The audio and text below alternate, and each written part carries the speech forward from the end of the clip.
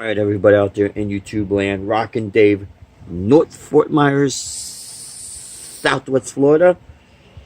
And this is another installment of Kranck or Yank. And what we're going to do is, I know I've done this in the past, but we're going to do another demo on the Digitech RP360 effects processor and the Digitech Jamman stereo loop pedal. We have two of them on the board, but we're just going to go into this one right here. We actually have four of these.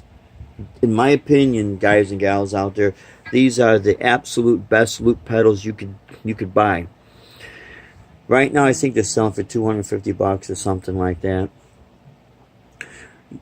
The reason why I say they're the best ones out there is you got your 4-button switch, your record, play, overdrive, and then your stop and your clear, your loop up and you loop down.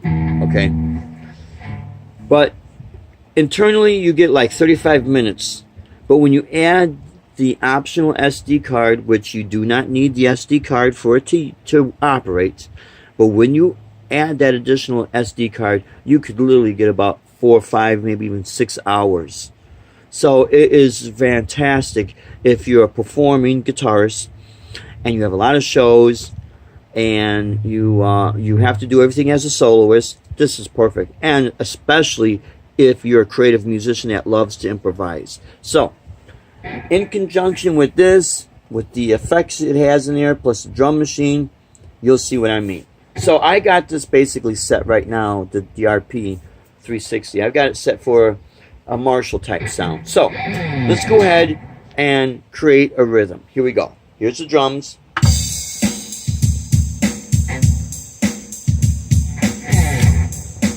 Now wait for the downbeat to hit the switch.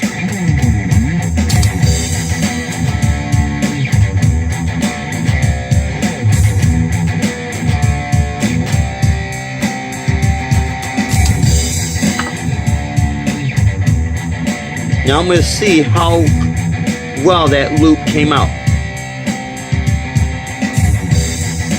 Okay, see? Pretty seamless right there. And when I did, I turned off my drums here because I have my drums and guitar right there. Now I'm going to add bass to this. And this is why I make such a big deal about this pedal.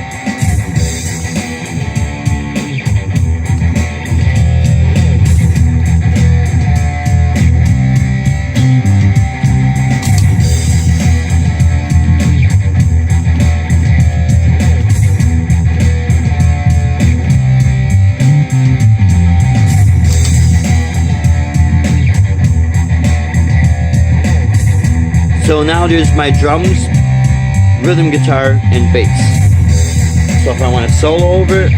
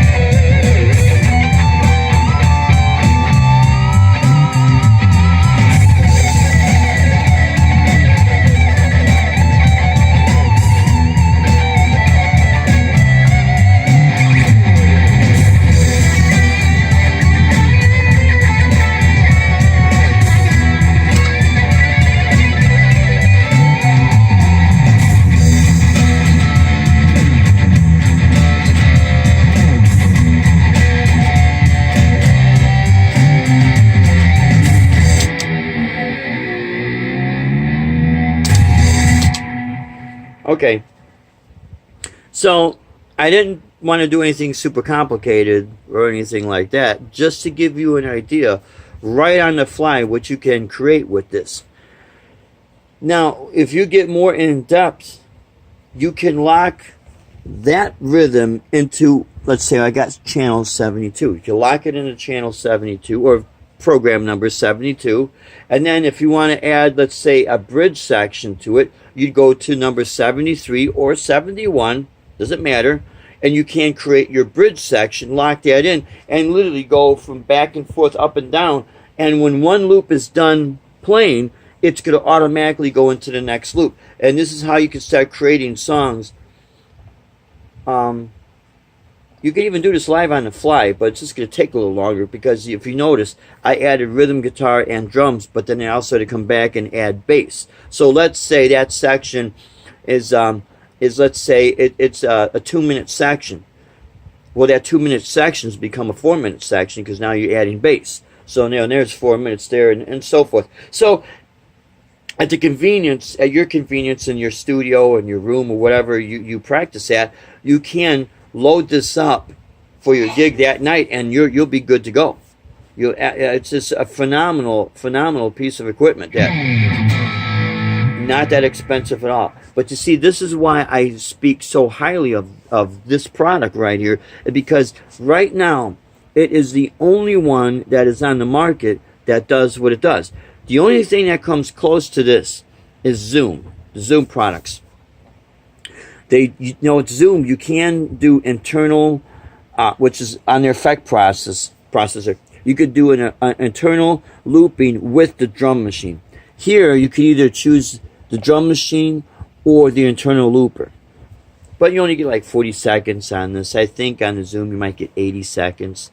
But one thing the Zoom does not have, neither does all the other units, no matter how expensive and fancy they are, is this bass pad.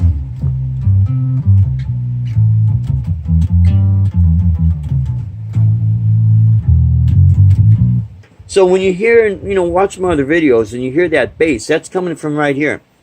When on my CDs, I'm actually playing bass guitar when I'm layering down those tracks.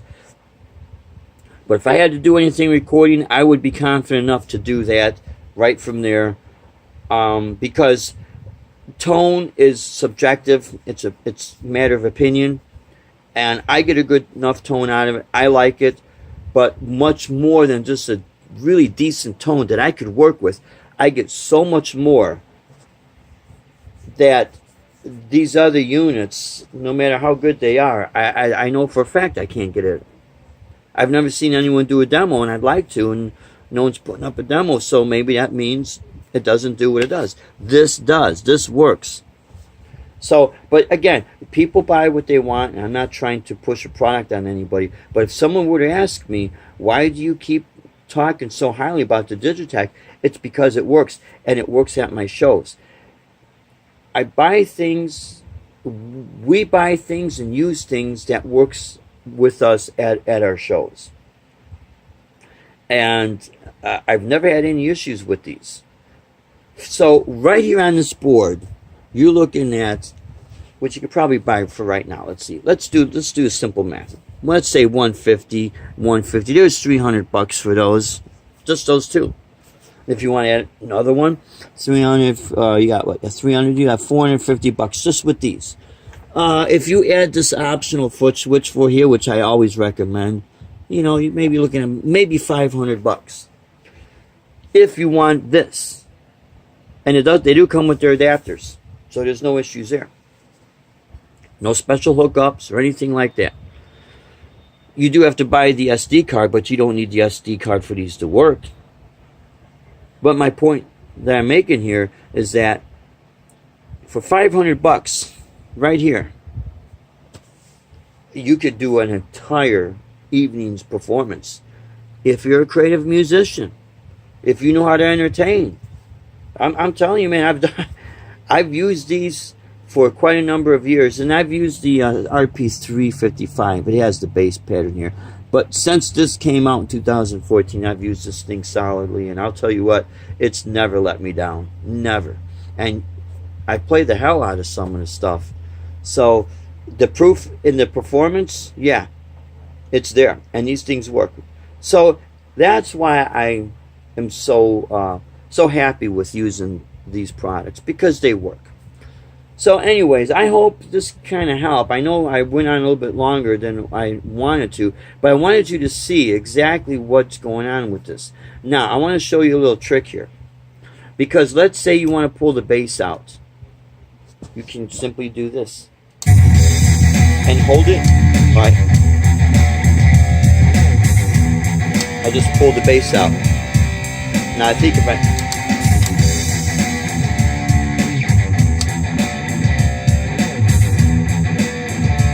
Now if I want to add the bass back in, or change a different bass pattern.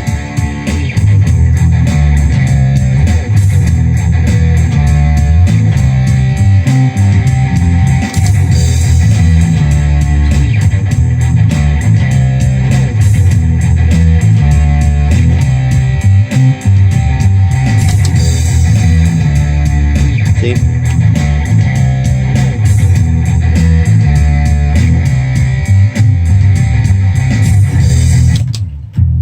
So anyways, let me know what you guys think.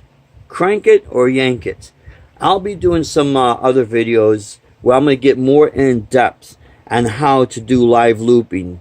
In other words, how to time it where you come right down on that downbeat. And that is really the secret of creating really good loops. Is if you have that timing where you come right back on that downbeat and you let it loop, you'll have seamless loops that you could do, and you could create live right then and there, you know, and it works great. So yeah, guys, let me know if you like this video. Give me the thumbs up. If you have not yet subscribed, excuse me, please do so. And yeah, let me know and give me your honest opinion. You don't have to like the stuff that I use, but just so you could understand why I use it, you know. So until next video, we thank you for subscribing. We got new subscribers. We're getting them all the time. We really appreciate it. And just as a reminder, this Thursday, which will be tomorrow, October 25th, we will be in Naples, Florida at the Blue Monkey, and we will stream the show live, and we're going to have a couple of featured YouTube original songs at our show. So that'll be tomorrow, October 25th, from 6 to 9 p.m. Eastern Time. We'll be live from the Blue Monkey. So if you guys can, tune in. We really appreciate your support. So until tomorrow, you guys take care. Leave those comments. Let me know what you think. Take care. Rock on. God bless. And we'll see you later.